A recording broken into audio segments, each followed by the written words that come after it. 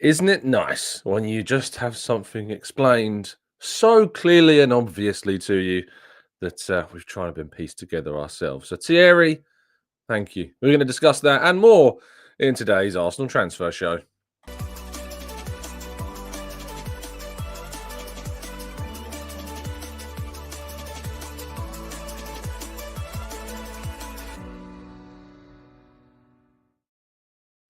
Hello and welcome to the Gooner Talk. Back again with you guys and girls for another episode of what is our Arsenal transfer show. Joining you every morning at 8 a.m. UK time as we build up to the opening of that January transfer window. Good morning to those joining us live in the chat box. Really appreciate your time as always. Barry, Pika Who, Black Shine, Grantley Poos, Jamil, Matt G, Damien, Shari, Mark, Brendan, Rich. We've got Arasilki and Errol. We've got Glenn, we've got Carlton, and plenty more of you guys and girls as well. Thank you, as always, for tuning in. Always appreciate your time and very much looking forward to this morning's show and tomorrow's game and hopefully getting back to winning ways because, my goodness me, do we need a boost. Goodness gracious me, do we need a boost when it comes to our confidence and our moods. In fact, I was reading this morning, I don't know if you've had the opportunity yet, but Mr. Blogs, who was on the channel the other day, Andrew, has put out an article this morning just titled Now. I don't think it contains the word Arsenal once in all of its entirety whatsoever. And it's just kind of a more philosophical view of how we're all feeling right now. And the concept of is now forever.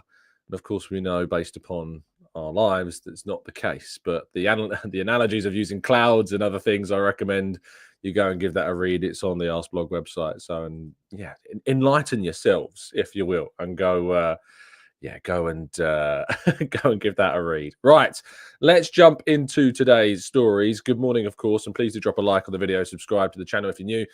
Today, I'm not wearing an Arsenal shirt, not wearing a rival shirt because we've reached an end of that advent calendar of shirts. I don't have as many as I thought. Just the odd 16 other shirts. I thought I had more, but 16 is still a pretty good number. But I'm sure that collection will grow next year, that's for sure. Though let's jump straight into our first, which is, of course, our under-21s, who sadly were defeated yesterday, and Arsenal under Mehmet Ali losing at home to Sunderland here.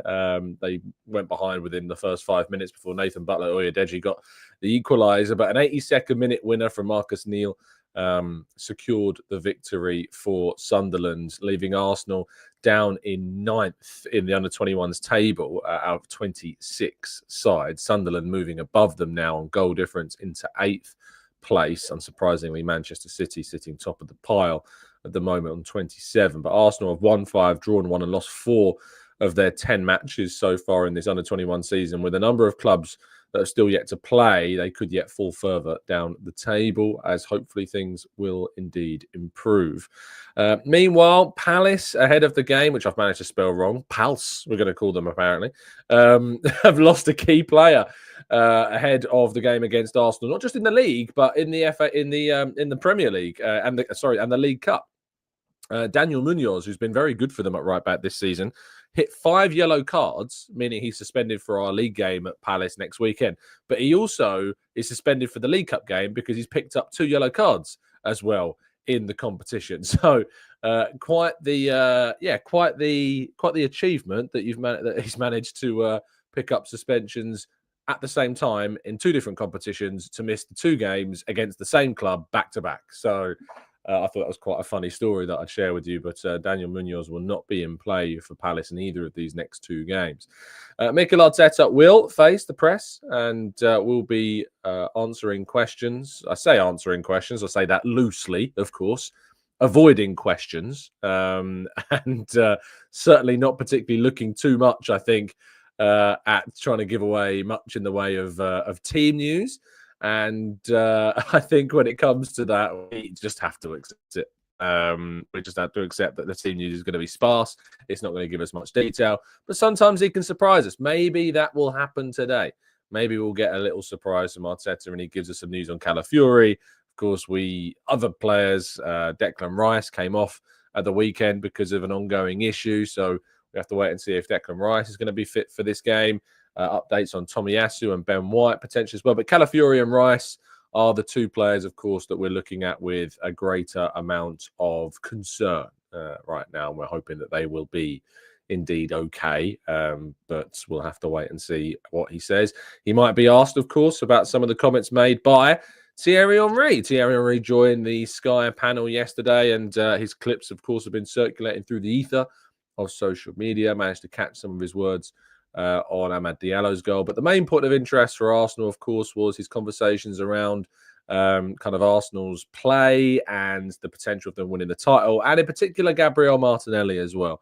He said a lot of things need to change in order to win the Premier League, and it's in the title. You said winning the Premier League. When I see Liverpool play, it looks like they're trying to win it. I see other teams play, and they look like let's not lose it, in a sort of speak, is what he said. And you have to, in some ways, agree that Arsenal's kind of flow and approach to games is, as we talked at length about yesterday, it's always been about control. It's always been about Arsenal not losing and dominating games and giving themselves the best chance of winning it by completely suffocating the opposition. Now, from a personal point of view, I couldn't agree more. I think that absolutely Arsenal are looking at trying to suffocate teams, control, and ultimately avoid losing. And as we talked about in yesterday's show, and I talked about with Sophie on Sophie's show, is that when it comes to kind of this approach where last season we dropped points in games where we cheaply gave away goals, it seems the response to that has been approaching games in a way in which now the emphasis is on not conceding those goals rather than still being the dominant attacking side and adding a little bit of risk. But it was his comments on Gabriel Martinelli, I think, which sparked and resonated most with people. He says, Martinelli in the game against Manchester United, one-on-one with Dalot. They're not doubling up. By the time Matthias de Ligt gets there, I don't think he can make it. You're not playing your 1v1. You're not playing your 1v1 here. And I would say 10 seconds after, maybe a bit more than 10 seconds, look at where your winger was. He was in a 1v1 situation against Man United. And if you press pause, look at where he is now on the halfway line. He was in a 1v1. We worked to put you in a 1v1. Why are you bringing the ball back to play here? And it sums up kind of a problem that we've had with Martinelli for quite some time. And he says, this is what I'm trying to say. Sometimes they will say Arsenal didn't create. You didn't create. It's the choice that you didn't take. Martinelli knows at that particular moment, if he dummies with his shoulder, he goes inside. He has 1 tap in, 2 tap in, 3 tap in. If he goes back inside, that's the last thing he should have done, going on your wrong foot and shooting. It's not been the best of weeks of Martinelli, as written in the Standard by Tashan, a former colleague of mine for Football London. And I think it was a really important kind of assessment of Martinelli at the moment. And also, it was his words at the end of that where he says, sometimes you say Arsenal didn't create. No, you didn't create. It's this idea that there's all this emphasis on Arteta and Arsenal, but it's actually on the players. Like, the players have to take this responsibility. And Martinelli's confidence is just at the moment on the floor. And Henry's right. He shouldn't be going backwards. This isn't about blasting Martinelli and pinning everything on Martinelli. It's just one example of where Arsenal are being a little bit too cautious. And people will say, well, surely it's on the manager then to turn around to Martinelli and be like, look, you need to do this and do that. But and as Henry showed in his examples, look at the difference between how Saka plays and how Martinelli plays. If all the players were doing it, then fair enough. You could point the finger at Arteta and say, this is a coaching thing. You're looking at him and you're saying to him, do this specific thing. Make sure you come back. Be safer. But Saka's not doing that. Saka isn't going always back. He's not always going back. He darts for that touchline, finds a way to beat his man so often. That's always his priority. Can I beat the man? Can I go inside? Can I get to the touchline? Can I play the ball back? When I get into an attacking situation, can I get onto my left foot and take a shot at goal? Martinelli is a lot more, what's the word, I suppose? Martinelli is a lot more, not passive, but fearful or lacking in that motivation to attack those key areas. And I mean, Brendan says here, Saka is a better player than Gabby. This is true, but Gabby could be a better player by taking that advice. He's a bit safe, yes. He's a bit conservative in what he's doing. and he needs to be a lot more aggressive in his decision making. And I think Henry got that absolutely spot on. And I'd be curious to see if not only Arteta is asked about any of the comments made by Thierry Henry, but if Martinelli gets the opportunity to answer any questions about that and whether or not he's heard from these kind of comments as well. So very interesting words from Thierry. Mikel Arteta will face the media this afternoon, early afternoon, 1:30 p.m. I think is the time.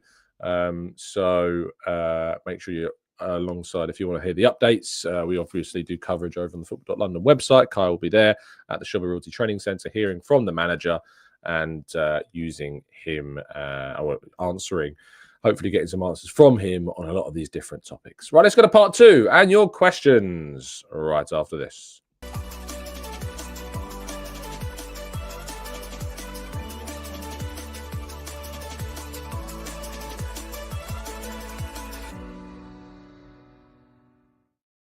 Okay, this is part 2 of the show. We tackle some of your questions and more. It's the 17th of December this morning, which means we've got just over a week until Christmas. Tomorrow is indeed a week until the big day. And we've managed somehow to get 3 dairy milks in a row. That is something rather special. So hopefully let's see if Arsenal can pick up some wins in a row. That'd be rather nice, wouldn't it? But that's a good start to the week. And I didn't go with the water today. I went with the tea. And I've got one of the birthday presents. I don't know what this is. This shows how I've turned 30, right? But one of the presents I asked for, because for some reason, I don't know why, but I've been absolutely enamored with clear mugs for tea. And I do like my clear mug that I was gifted. So this morning we're on the tea. Right, let's jump into the chat and tackle some of these questions, shall we? Let's go to Sean, who says TT is 100% right. Martinelli doesn't get doubled up on and has decision-making that scares me, unlike Saka. I'm not worried whenever he has the ball because 9 out of 10 times he makes the best decisions. CJ Dan says Martinelli could have support than a wonder bro. I completely read that wrong, and I see where you're going with it. Could have more support than a wonder bra, but he's still lacking. Not good enough in that situation. There was a comment earlier on that said, like, Saka has Erdegaard with him. PW says Martinelli is not given any left-sided support. He's isolated. The right-hand side works in triangles. PW, I recommend you go back and watch Thierry Henry's analysis of Martinelli because, as you will see, he points out that he is not being doubled up on in those situations. And he's not taking the emphasis to see the space, see the opportunity, and go for the 1v1. He's not 1v2 like Saka is 9 times out of 10. Martinelli is far more in these 1v1 opportunities because teams know how to defend him. They know how to stop him. And so for that level, he is not being as defended in the same way that Saka is and has these 1v1 opportunities more so. And he's not taking them, which is the bigger concern here. Tom says, we really need a creative left centre mid, but who would even be available in the market? Anyone in January that we could at least have a go at. Now, I will point out that when Mikel Merino has played in this left 8 position, we have seen, I believe, at least better communication, better connectivity with that left-hand side. We've also seen some much more creative moments from that left 8 role as well. Particularly in that game we saw against Monaco, I thought Merino's performance was very much encouraging. Less so against Everton, but I think overall everyone was pretty terrible in that game against Everton, even though we did manage to create some chances. And he himself, Merino, had a header that he probably should have tested Pickford a lot more with from that corner. But I do think that there is more to come for Merino in the left 8 position. And of course, he's been out injured for quite some time and he's still getting up to fitness, still getting up to full fit. And people say, well, it's been a while now. But I'm sorry, if you speak to any footballer or anyone that knows the trade, they'll tell you that missing pre-season and missing the start of the season with injury will certainly be restrictive of you. And says, is Mikel Arteta's press conference before or after training? I think it'll be after, because if it's in the afternoon, unless they do a late session. But let's see how he answers the questions on the team news. We've still got some time. We've still got some decisions that need to be made. I expect that's what we will hear. Shlamed says, why don't we consider Santi Jimenez? He has been quiet due to injury for the last 2 months, but he came back.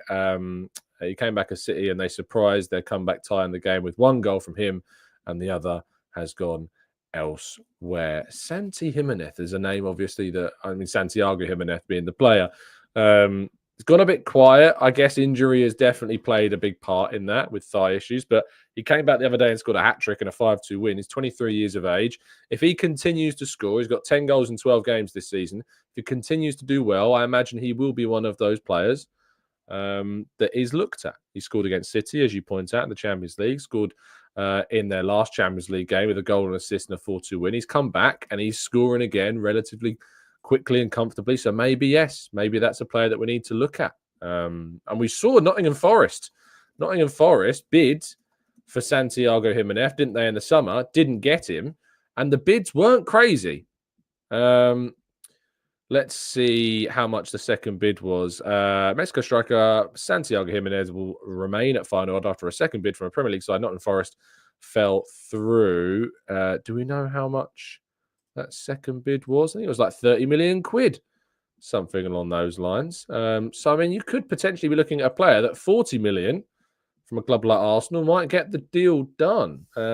So maybe that's one of the players that we need to be keeping more of an eye on moving forward. I think that's a good shout. In fact, you might hear a little bit more about Santiago Jimenez a little bit later on today. Grantley Poo says, Tom, if you were given £50 million to spend this January in the transfer window, how would you spend it? It's a really good question, Grantley Poos, and I have the answer for you, and I'm not going to give it to you right now because at 5 p.m. UK time today, I'm going to be doing a show reuniting with our good friend of the channel, Drew. Those that are long-term listeners to the channel will know, of course, all about Drew. He's not been on in a long while, but it'd be good to get him back on the channel for a chat. And Nick Callow, of course, as well, who is one of the big men at Haters TV, producing a lot of the work that you watch when you watch press conferences and player interviews. Nick's going to be joining us as well for a transfer special on who the players that we realistically think Arsenal have no excuses when it comes to potentially looking at them as players in the market. Brendan says, TC, what will it take to turn around this run of form? It's not fatal yet, but surely it's not far letting off that league run away. Finishing the chances, Brendan. For me, it really is as simple as that. We created some fantastic chances against Everton, didn't score them. We created some big chances against Fulham, didn't take them. And ultimately, that has been the difference for me in these last two league games, is not being clinical enough when we have got the chances and they have fallen to players like Partey against Fulham, like Ødegaard against Everton. These players should be scoring these chances. And had they have been more clinical, we wouldn't be having the conversations that ultimately we are having right now. John says, are you fearful that Arsenal will take a punt on Rashford considering the low price? As I am, and believe it will be the lost cause to many that we would have taken. Semenyo has a 30 to 40 million pound release clause and is better and more willing. I don't know if I'm worried because I can't see it. But I couldn't see Sterling either, and that's happened. So maybe I'm being a little bit naive. I don't want to see Rashford at Arsenal. I don't want another project player. If it was to happen, I'd obviously back it to the hilt and hope that it works, and hope that he proves me wrong. But I just don't think that's the right way forward. Am I worried? I don't think I'm worried yet. I don't think I'm worried about that one at the moment. Dylan says, did you see the links to Agume of Sevilla to be potentially Partey's replacement? Of course, we are getting into silly season of transfers. There's been suggested reports I'm just seeing now. Arsenal are closely monitoring Sevilla midfielder Lucien Agume as a potential, according to Football Transfer. Well, who reported it at Football Transfers? That's always a bit of a question. Let me see if I can find what the source of the link was. Yes, it was the source that I thought that it was. This same source, by the way, I should let you know, put out a story that has got absolutely no follow-up. You may have seen a story a few weeks ago that Max Dowman was supposed to be playing in a friendly organised specifically for him so that he could be in and around the senior team. That's not happened. That isn't happening. And just know that it's not going to happen. Joey says, I'm also of the opinion that we need a support on the left wing somewhat, but what Martinelli is bringing since last season isn't good enough. And I think that that's absolutely where we're at right now. We do need to support the left-hand side more. And Arsenal spent £70 million in the summer in doing so. But unfortunately, injuries have affected that left-hand side. And unfortunately, there are fans out there, as this is a perfect example of, said Mourinho offers very little, seems slow, doesn't support Martinelli like Xhaka did.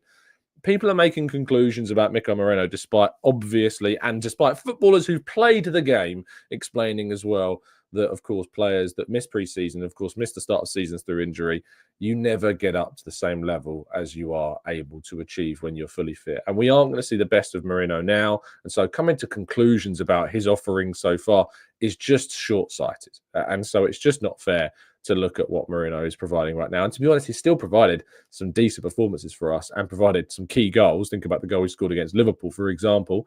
and some key moments for us in big games. So I'm looking at what he's going to offer rather than what ultimately he's not producing for us, because there is still a lot more to come. Ade says, does anyone remember Mark Overmars? He had lots of pace like Martinelli, but always had end product. He would just get into the edge of the box and then shoot with either foot. Martinelli needs to do the same. Manali says, isn't it strange how we're now at the stage of the project where the wholesome feeling of unity has worn off a bit? We are now losing the loving feeling for some of the players we absolutely love. That's because, and I don't mean to upset people with this, but that's because people are fickle. People are fickle.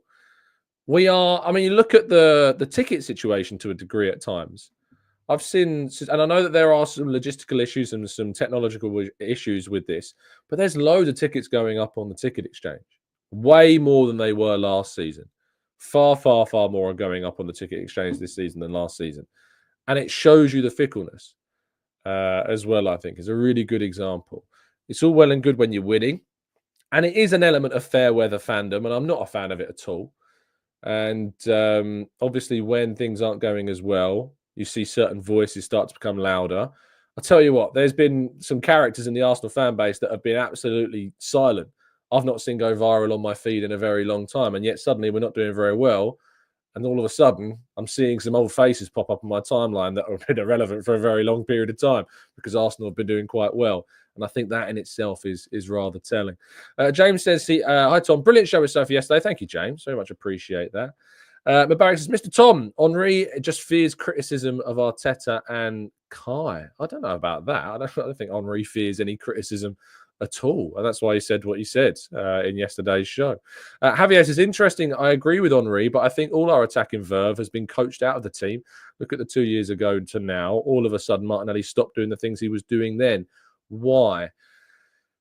I guess it's a question for Arteta, isn't it? Like, why is Martinelli not doing what he did do 2 years ago? What's the difference? What has Arteta noticed that has changed, and why has that changed?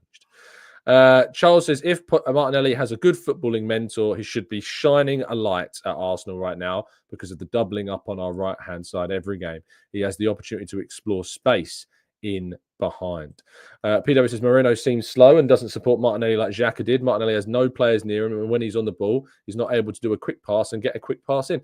As Henry explained, PW, he needs to take players on. It's not about a quick pass when you're that position, in that winger position. Alexis Sanchez wasn't doing those quick one passes. He was beating his man and getting into a shooting situation as our left winger.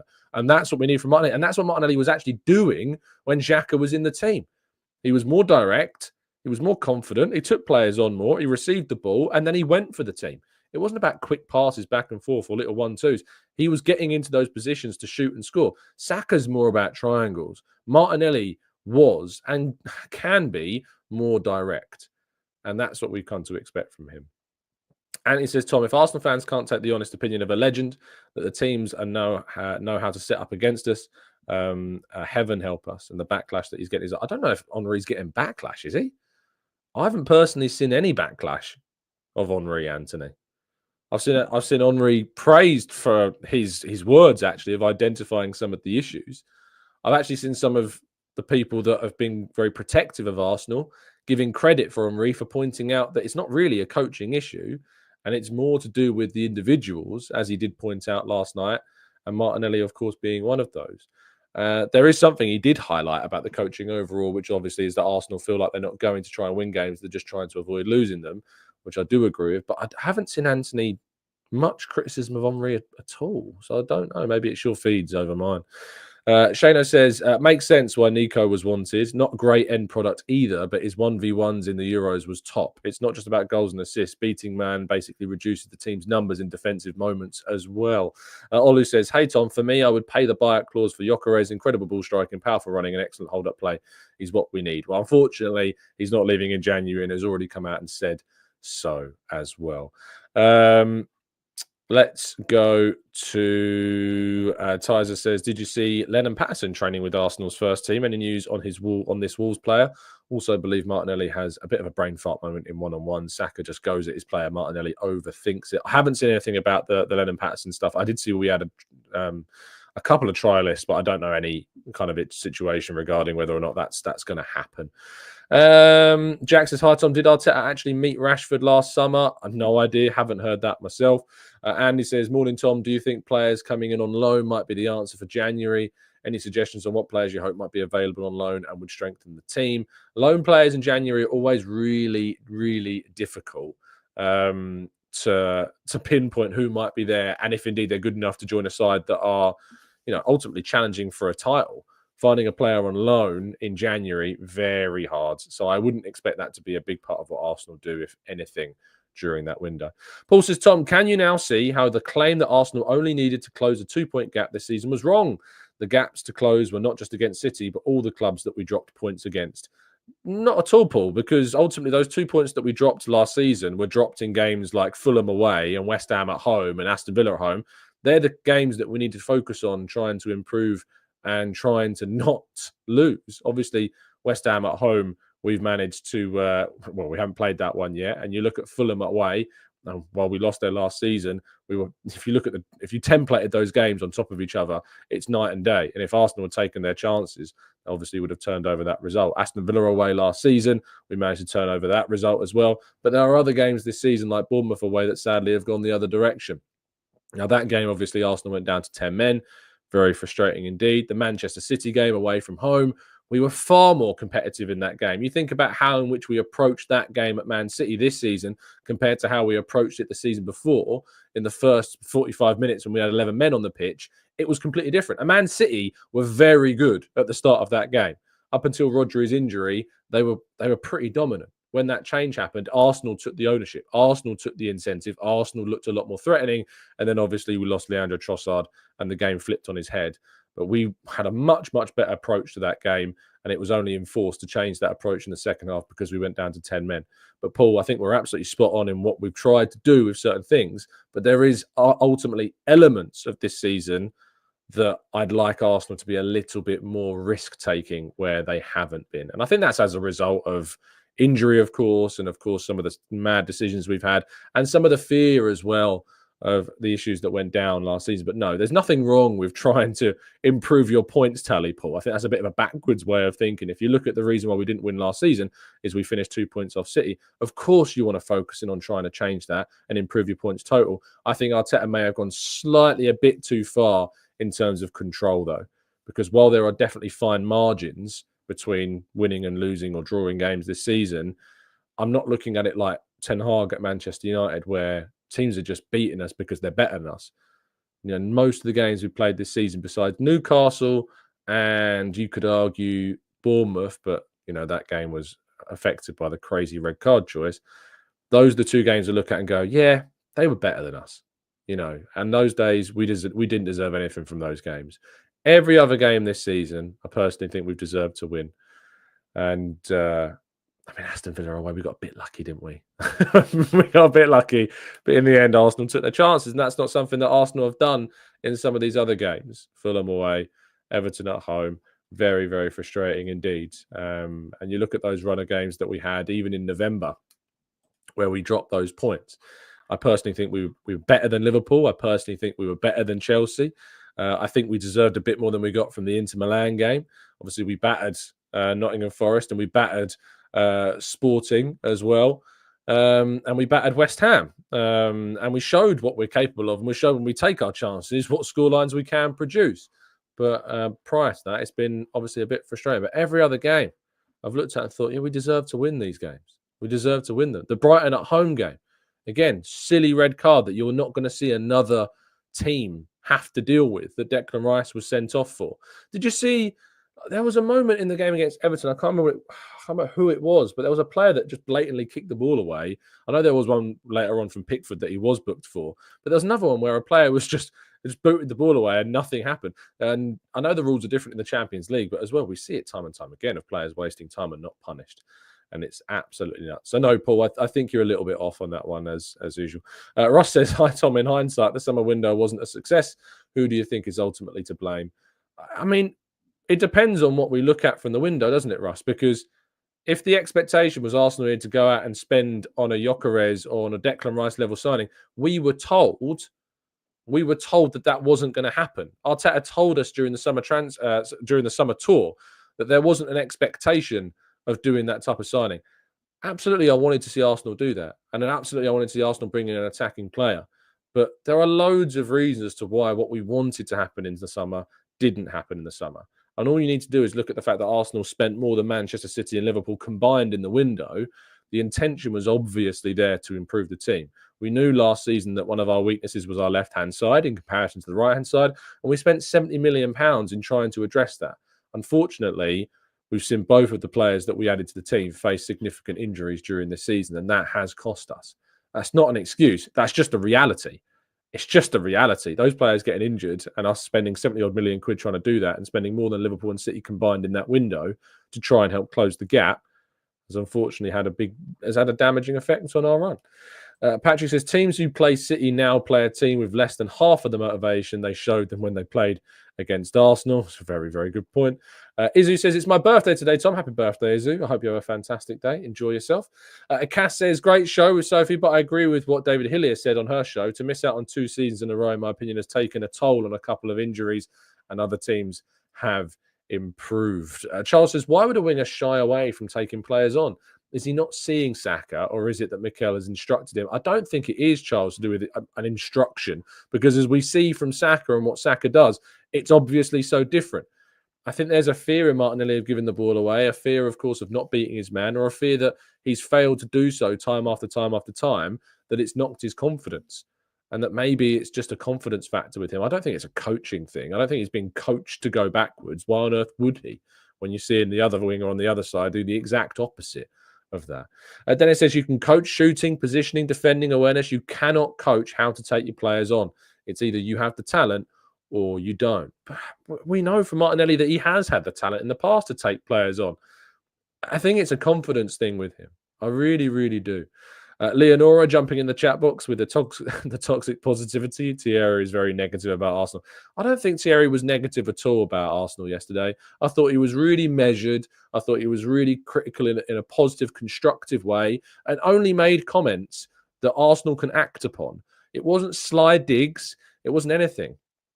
I'd be really curious. And Leonora, I know you've never written anything negative at all or critical at all in the chat box. I'd be curious to know, what is your criticism of Arsenal this season? If you had to come up with a criticism, what would it be? Because it can't be perfect. We haven't been perfect this season. There are things that haven't gone our way, and that's why we're not top of the league. So what are the criticisms that you have personally about what have happened this season? Let's see if you can come up with a genuine criticism, because we certainly have had plenty of them here this season. Lynn says, I know that we have been a better side in most games, and at least in 3 of those games, we have had bad decisions from referees, and that has cost us, especially when you see the instance that have only got a yellow card.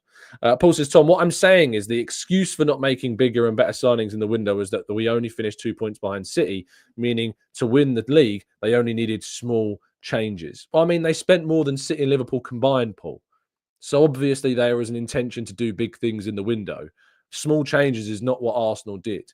If you're spending well over what the combined power of what your rivals have done, obviously Arsenal aren't trying to do small changes, are they? They've brought in 2 players that they think could be potential starters in a team that finished with more wins than the Invincibles. I wouldn't say that the clubs looked at that window and said, we only need small changes. I think they looked at that window and thought, we need to do some good things in this window, but we're facing some restrictions and some limitations of what we're able to do. We also need to move some players on during this window and get more money than some of our fans think we could ever get for players like Nketiah. I was being told when Nottingham Forest bid fell through and we didn't accept it, that Edu and Arsenal were mad for not accepting 25 million for Eddie Nketiah. Turns out all those people were wrong, because Arsenal managed to end up getting £30 million for Eddie Nketiah as well. So Arsenal did big things in the window, bigger than what people, I think, expected. But unfortunately, there were things that I wanted to see more, but there are reasons why we didn't see those things happen. Some people won't accept that, and I can't change that. Dennis says, Thierry's analysis was some of the best I've heard about Arsenal's attack this season. We have too many chances to take on players in attack space, but the players just choose not to. And that's all that he has said. And he's not wrong. Like, he's absolutely spot on. There are times where we need to be more urgent, more aggressive, more direct. If you're ever in the Emirates and you see the pre-match kind of video, the VT that comes up on the tape, one of the words that comes up is aggression. You see it in big capital letters on the screen. And I feel like we've really lacked aggression in our attack, particularly on the left-hand side during this season. Jalali says, we clearly haven't spent that money in the right way. And we have, I mean, this idea of not spending money in the right way, we don't know if we have spent the money in the right way because the money that we spent has been costed of us through injury. Calafiori's not been with us. He's won every game he's played in an Arsenal shirt, bar 2, which was against Man City that he scored in, and the Bournemouth game that we went down to 10 men through Saliba's red card. So this idea that we've not spent the money in the right way, I don't get, because we've not been able to see that money being spent. We've not been able to see, the fruits of our spending because those players have not been available to us. And that's incredibly frustrating. We signed Mikel Moreno in his first training session. He gets a serious shoulder injury.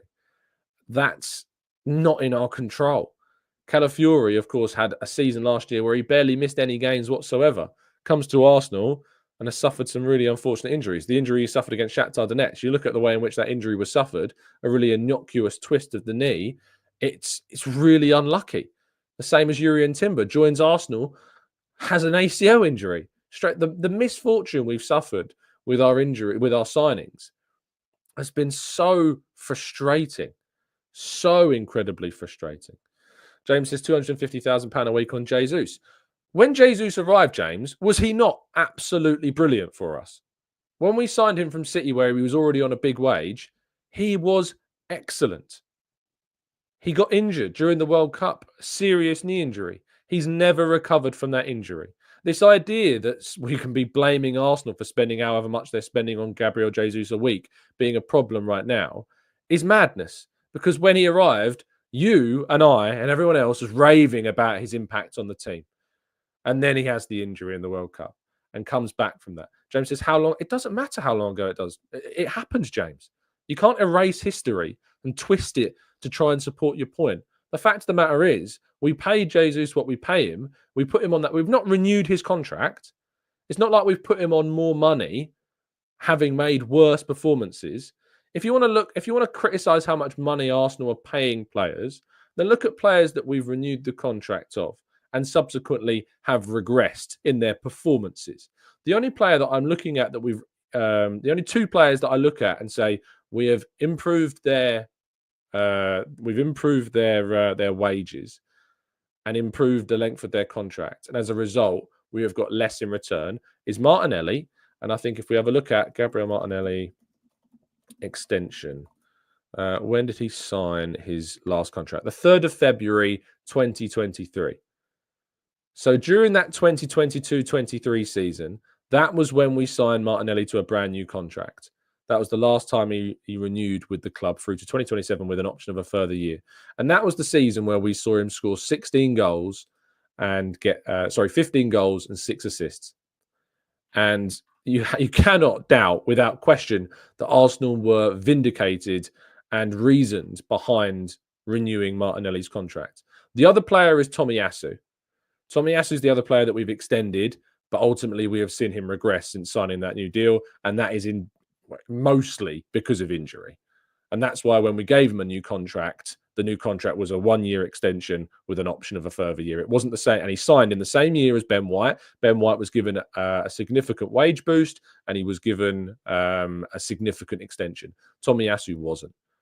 So when we're looking at the amount of money we're paying to players, it's obvious that Arsenal were vindicated in giving those extensions, those improvement of terms to those players.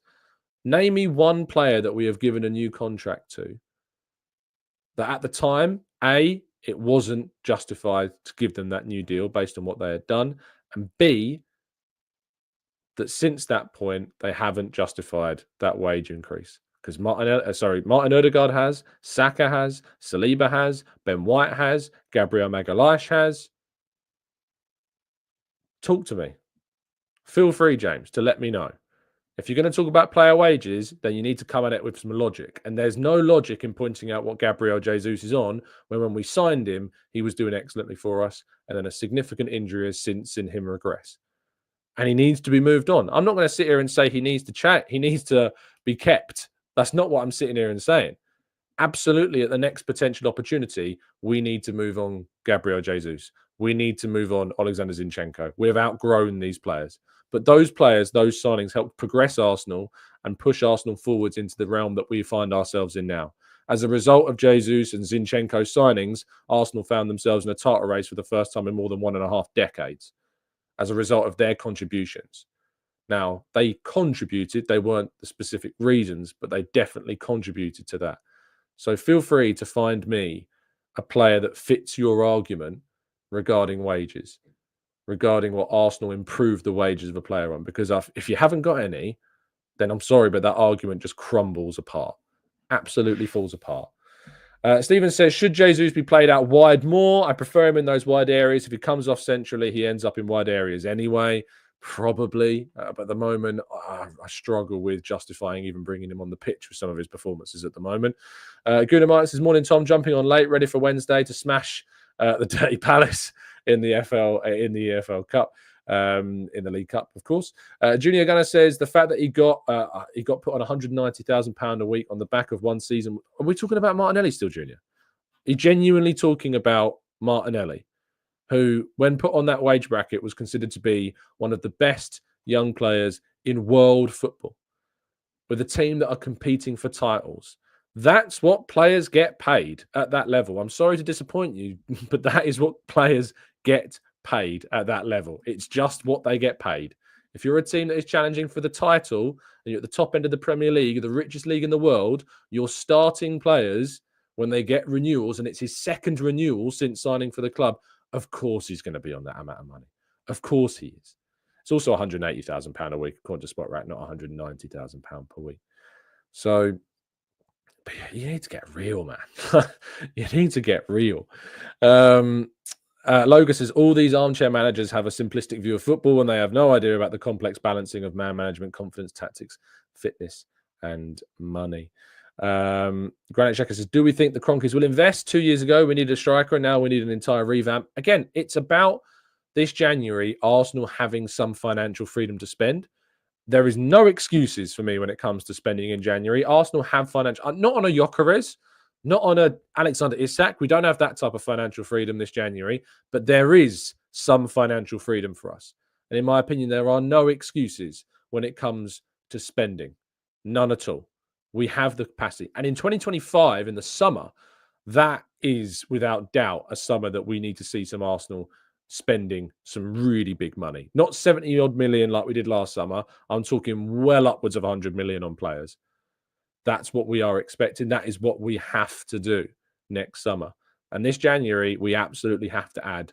We have to spend. We can't spend some of the money that people want us to spend because it's just not possible.